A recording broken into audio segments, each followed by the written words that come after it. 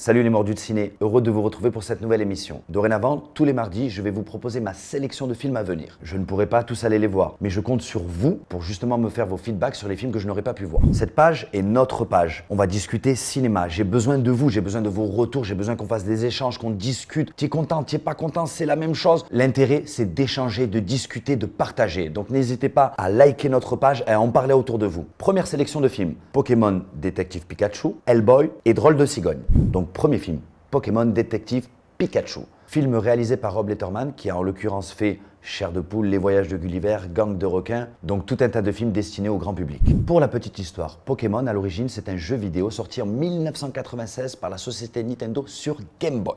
Dans le monde de Pokémon, tout un tas de créatures vivent en harmonie avec les humains. J'ai choisi ce film pour la simple et bonne raison que c'est un film familial. Ça fait plus de 20 ans que Pokémon existe. Moi-même étant jeune, je jouais aux jeux vidéo. Donc ça a traversé les âges. Mes enfants connaissent Pokémon.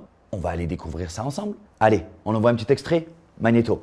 Je veux pas de Pokémon, point barre. Si je te dis que je suis un grand détective, parce que si tu veux retrouver ton vieux, je suis ton meilleur atout. On va y arriver, toi et moi.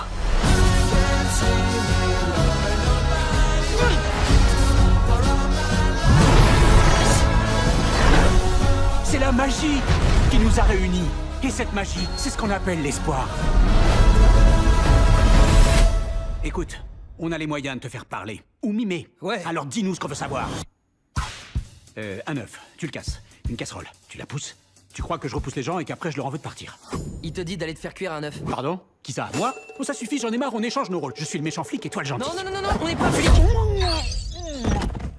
J'imaginais ça différemment dans ma tête.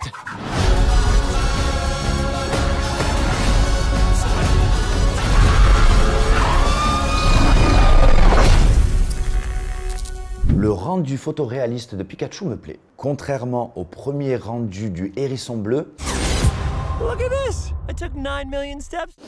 donc ce qui est intéressant maintenant, c'est de voir justement ces évolutions, de voir comment en fait les grandes compagnies réutilisent ces anciens personnages dans notre époque. En même temps, on a une histoire de pognon, il y en a qui sont vachement bien faits et d'autres un peu moins bien faits. On va pas trop en parler, c'est pas le moment. On aura l'occasion justement d'en reparler et tout prochainement avec Aladdin, j'ai tout un tas de petites choses à vous dire sur ce film-là. Second film, Hellboy. Film réalisé par Neil Marshall. Ce monsieur vient de la télé. Il a réalisé en l'occurrence Perdu dans l'espace et Timeless. Hellboy, à la base, c'est un comics créé en 1994 par Mike Mignola. Pour le pitch, en 1944, une bande de nazis schizophrènes psychopathes ont ouvert un portail temporel pour aller chercher un démon pour gagner la guerre à la demande du Führer. Et grâce aux États-Unis d'Amérique, leurs plans ont échoué. Cependant, un petit démon rouge au bras de pierre est libéré des enfers et adopté par le professeur Broom.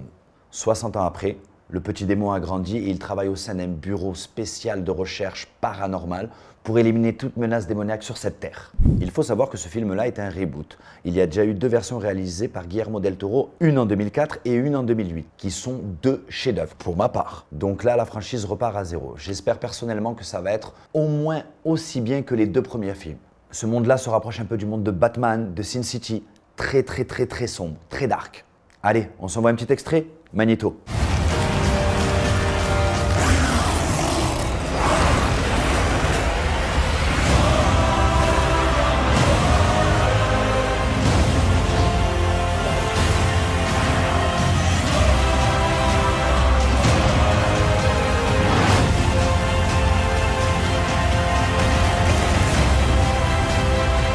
Sois mon roi. Nous appartenons l'un à l'autre. Ah non, attention, ça risque de pas fonctionner, nous deux. Parce que moi, je suis Capricorne et toi, t'es une putain de folle dingue. Bon, écoutez, ça a l'air pas trop mal. J'ai un peu peur. Mon seul élément de comparaison sont les deux premiers films de Guillermo del Toro.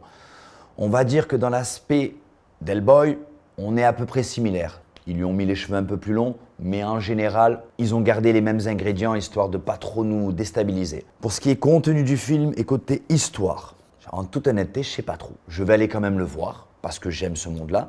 Un truc qui m'a plu, j'ai adoré le côté enfer de la bande-annonce parce que c'était un truc qui me manquait dans le premier film. J'avais toujours eu envie de voir Hellboy dans son univers. Il est le roi des enfers. C'est lui qui contrôle tout. J'attends énormément de ce film. Pourquoi? Déjà pour l'acteur principal.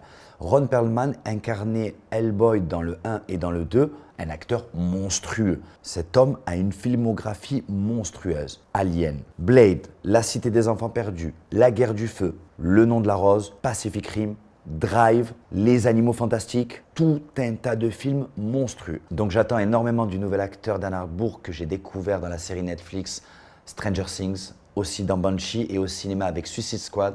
Donc Dan, te plante pas.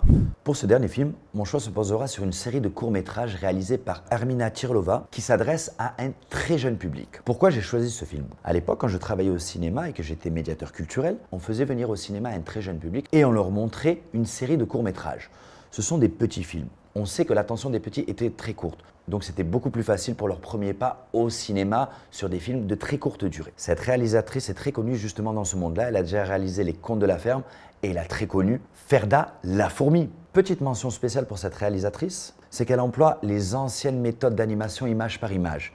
Papier découpé, pâte à modeler, laine, mousse, tout un tas de techniques qui ne se font plus dans notre époque. Donc chapeau. Allez, on se fait un petit extrait, Magnéto.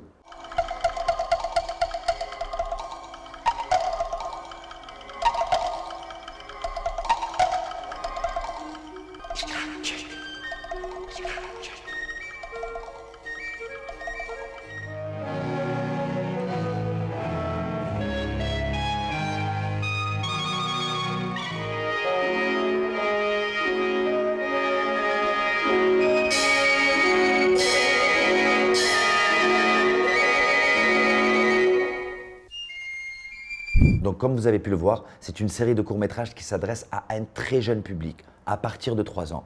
Donc allez partager ce moment avec vos enfants, mettez-les dans cette salle obscure, faites-leur découvrir cet écran géant et profitez de ce moment avec vos enfants. Donc voilà ma sélection. Comme je vous ai dit en début d'émission, il y a tout un tas d'autres films qui sont sortis en plus cette semaine-là. N'hésitez pas à me faire vos retours.